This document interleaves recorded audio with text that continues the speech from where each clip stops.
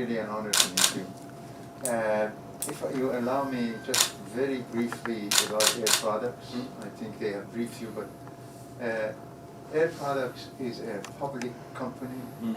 Tadi saya mendampingi CEO dan Chairman dari Air Product, Mr. Asefi, untuk bertemu dengan Bapak Presiden.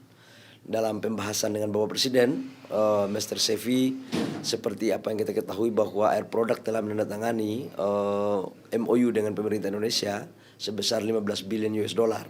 Dan dari 15 billion US dollar tersebut sekarang sudah terrealisasi tahap pertama sebesar 7 billion US dollar. Di mana adalah proyek DME, kemudian metanol di Balongan, dan membangun juga metanol di Cepu. Sisanya kita akan bikin hidrogen yang akan dibangun di Indonesia dengan memanfaatkan beberapa bendungan-bendungan yang dimiliki oleh negara yang selama ini menjadi aset negara dan dikelola oleh Kementerian PU. Tidak hanya di sana, Bapak Presiden juga berdiskusi dengan Mr. Sefi bahwa akan membangun satu industri dari hulu ke hilir khususnya petrokimia.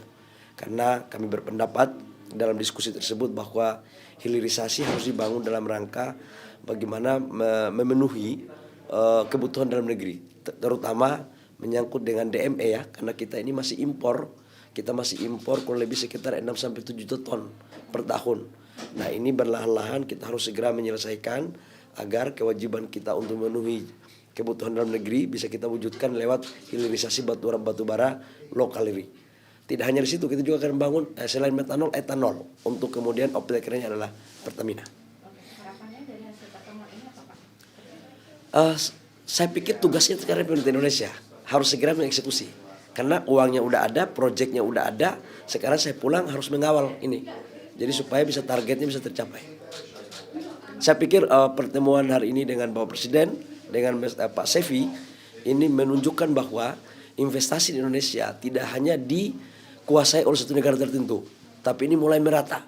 Dan animo investor dari Amerika, tadi juga saya baru selesai menyaksikan penandatanganan green energy antara Pertamina dan Exxon, itu juga adalah sesuatu sinyal positif bagi pengembangan investasi di Indonesia.